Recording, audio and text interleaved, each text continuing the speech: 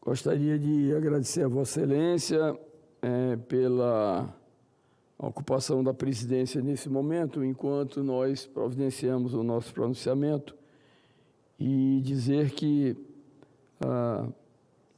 essa questão do aborto que Vossa Excelência trata aqui de uma forma permanente, constante, com extrema atualidade desse tema que não se acaba nunca, enquanto alguns teimarem em apresentar projetos contra a vida. O aborto é alguma coisa tão criminosa quanto os crimes mais hediondos que possam existir. Portanto, nós somos literalmente contra esses projetos e já ajudamos sepultar vários aqui, e mais que virão terão o mesmo tratamento da nossa parte.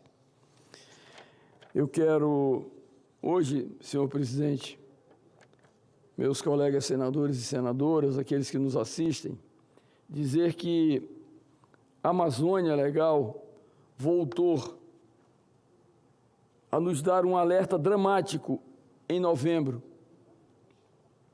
O mais recente estudo do Cartografias da Violência na Amazônia, divulgado pelo Fórum Brasileiro de Segurança Pública, revela uma escalada sem precedentes do crime organizado em praticamente metade dos municípios da região norte do país.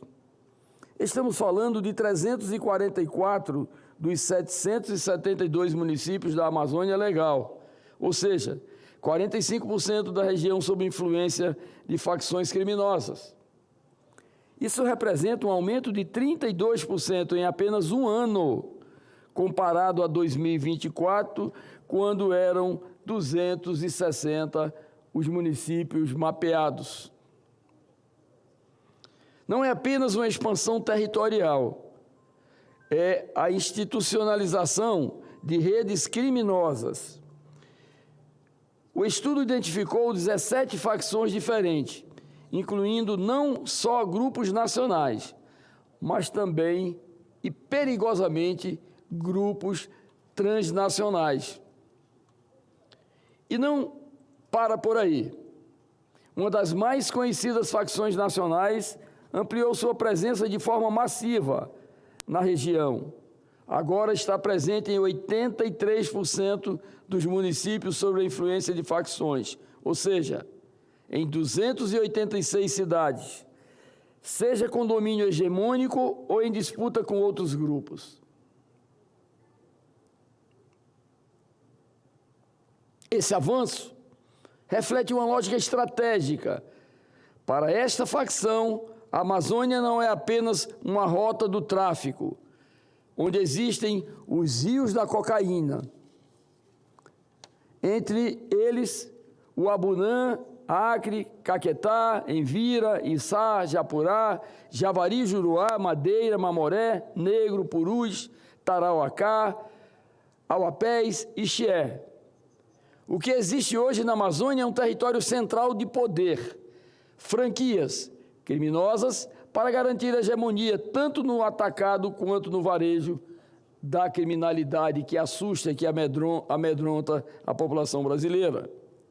Esses dados não são meras estatísticas, são evidências de que a guerra territorial está sendo travada sobre os nossos olhos, apoiada por rotas de drogas, por crimes ambientais, por garimpo que muitas vezes não tem autorização legal, por contrabando. As facções não estão apenas cruzando fronteiras, estão implantando estruturas de poder na Amazônia de uma forma clara, como uma janela sem vidros, como eu sempre repito, presidente. Pior ainda, essa violência tem rosto de gênero, ou seja, o relatório aponta o aumento expressivo de estupros na Amazônia Legal. Foram 13.312 registros de violência sexual em 2024, segundo o estudo, o que equivale a uma taxa de 90,4 casos por 100 mil habitantes, 38% acima da média nacional. E mais assustador, 77% das vítimas tinham 14 anos ou menos. No Amazonas, os casos de estupro dispararam 41% de 2023 para 2024. Também é revelador que essas facções começam a controlar não só os crimes, mas as relações sociais. O estudo mostra que esses grupos impõem regras e até para os relacionamentos de mulheres, inclusive exigindo autorizações para terminar relações. Não podemos fechar os olhos para essa escalada brutal. A violência estruturada pela atuação desses grupos está transformando territórios inteiros da Amazônia numa zona de sombra onde o Estado é cada vez mais ausente. Por isso, senhoras e senhores senadores e senadoras, e a população brasileira que nos assiste e aqueles que nos ouvem, reforço minha convicção de que o PL antifacção não é apenas urgente, é existencial para o Estado brasileiro, principalmente na Amazônia. Precisamos dar às nossas forças de segurança ferramentas robustas, inteligência apurada e respaldo de uma forma legal, para romper a espinha dorsal das organizações criminosas. Precisamos aprimorar o texto que veio da Câmara dos Deputados, que trouxe fragilização no combate às facções, em especial fragiliza os órgãos de segurança. Mas não basta punir, precisamos reconstruir a presença do Estado onde ele foi expulsado pela criminalidade. Isso envolve a necessidade de uma economia legal na nossa Amazônia.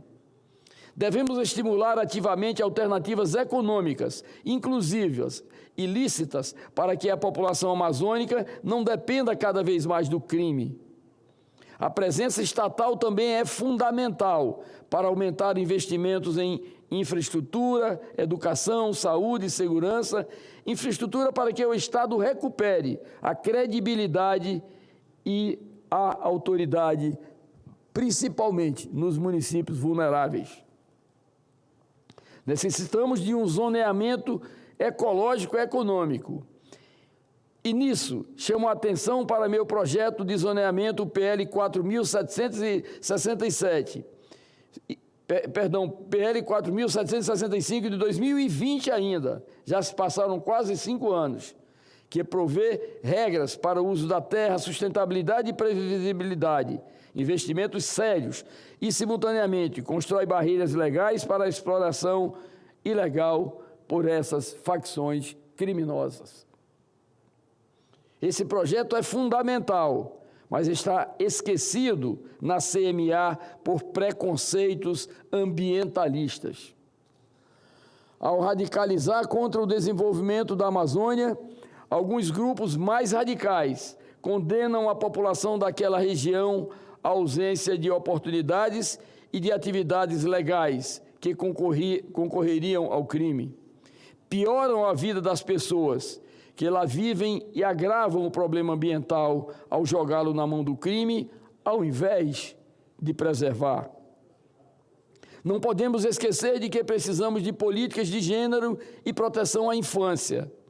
Diante dos dados sobre estupros e controle social, precisamos de medidas específicas para proteger meninas, mulheres e comunidades vulneráveis nas regiões dominadas por facções. Meus colegas senadores e senadoras, aqueles que nos assistem e nos ouvem, estamos diante de uma crise de soberania nacional. O crime organizado não é apenas um problema de segurança pública, ele é um problema climático, social, ecológico.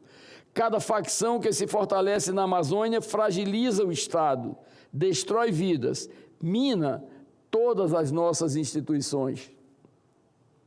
Se não agirmos agora, corremos o risco de ver a Amazônia não só como um santuário ambiental, como muitos querem, mas como um narco-estado silencioso,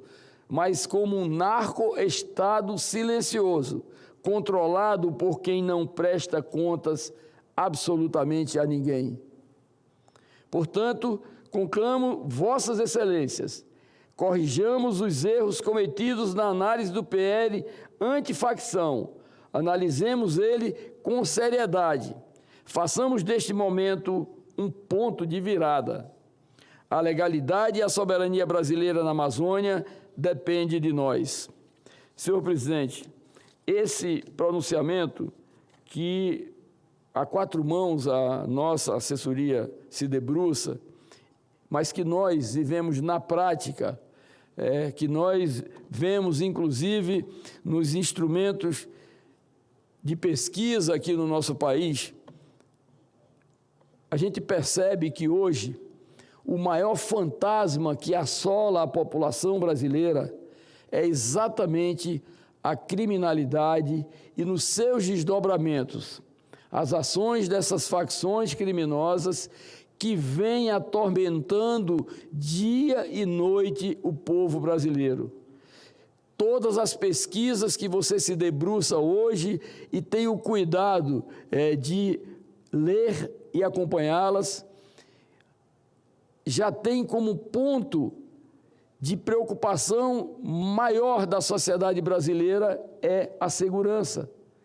Antes era a saúde, era a educação, eram outras variáveis sociais que afetam diretamente o povo brasileiro.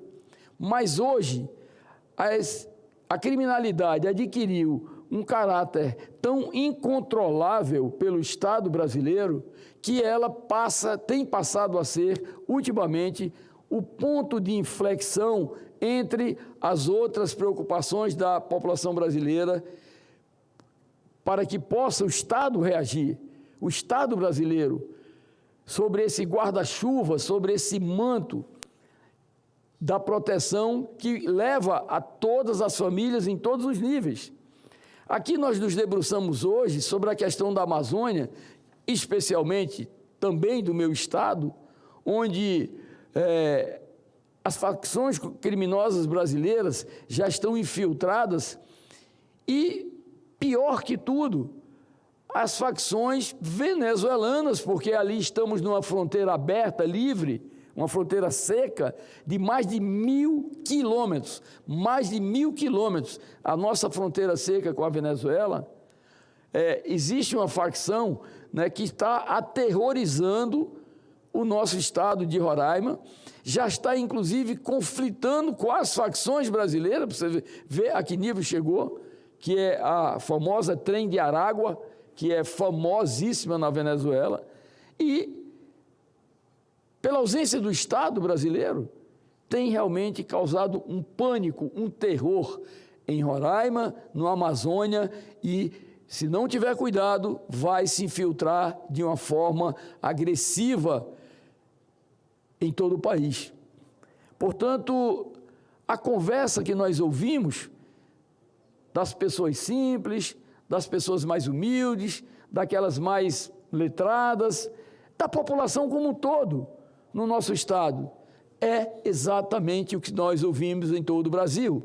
É a necessidade urgentíssima do Estado brasileiro encontrar mecanismos que possam conter essa criminalidade insustentável. Todos os dias, todas as horas, todos os minutos, todos os segundos, nós acompanhamos no noticiário do rádio, do jornal, da televisão, em redes sociais, crimes que, na verdade, matam, assustam, amedrontam, espantam, causam pânico à população brasileira. Portanto, parece que não tem ressonância as nossas manifestações, as nossas cobranças, e o governo precisa urgentemente, de uma forma dura, e muitas vezes, seja de qual forma for, conter essa criminalidade, porque senão elas vão tomar conta, essas facções vão tomar conta do Brasil, né? O Estado brasileiro tem que encontrar mecanismos urgentissimamente para que nós possamos devolver a paz da população brasileira, que é uma população tão pacífica, tão ordeira, tão alegre, tão festiva, tão feliz. Mas, quando essas facções tangenciam o limite da insegurança profunda, obviamente inquieta, amedronta e deixa em pânico a nossa população brasileira. Portanto, gostaria de, assim como outros colegas senadores e senadoras cobram aqui diariamente posições do Estado brasileiro, nós, na verdade, também estamos fazendo na mesma linha para que, oxalá, seja ouvido. Sabemos do empenho do Ministério da Justiça, sabemos das normas, das leis, dos projetos que estão em andamento, mas tem que encontrar realmente caminhos duros, absolutamente duros, né? Nós temos tecnologia embarcada nas viaturas, nós temos a inteligência que trabalha por trás dos organismos policiais do Brasil, para que possa encontrar e quebrar realmente essa cadeia que parece que não tem fim, né? A insegurança pública no Brasil tem, na verdade, amedrontado a nossa população. Portanto, presidente, gostaria de deixar aqui esse registro e dizer a Vossa Excelência que também é um defensor profundo da vida humana, da segurança pública. Vossa Excelência que tem se manifestado e é praticamente hoje o parlamentar que mais ocupa essa tribuna, esse cenáculo aqui da Câmara Alta do país, do Senado da República, que nós possamos nos unir numa verdadeira cruzada sagrada e o governo fique certo de que tem integral apoio do Senado da República para promover todas as medidas, por mais duras que elas sejam, para proteger a sociedade brasileira, a população brasileira. Muito obrigado, senhor.